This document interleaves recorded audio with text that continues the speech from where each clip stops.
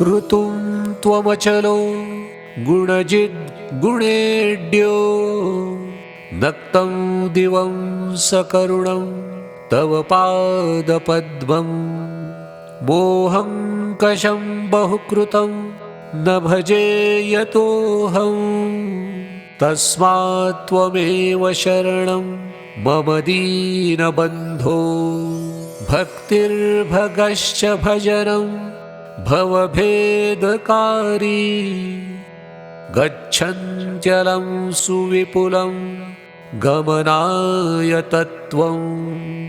वक्त्रोद्धृतं तु हृदि मे न च भाति किञ्चित् तस्मात् त्वमेव शरणं मम दीनबन्धो तेजस्तरन्ति तरसा त्वयि तृप्ततृष्णः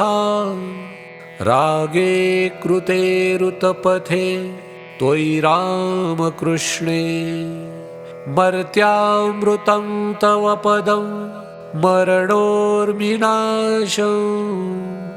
तस्मात् त्वमेव शरणं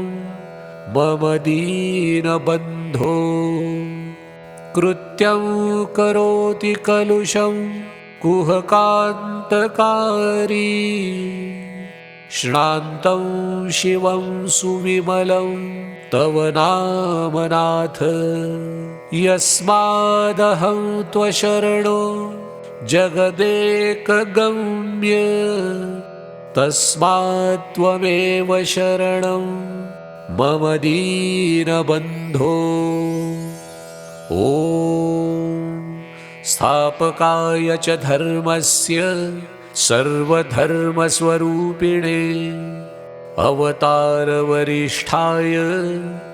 रामकृष्णाय ते नमः रामकृष्णाय ते नमः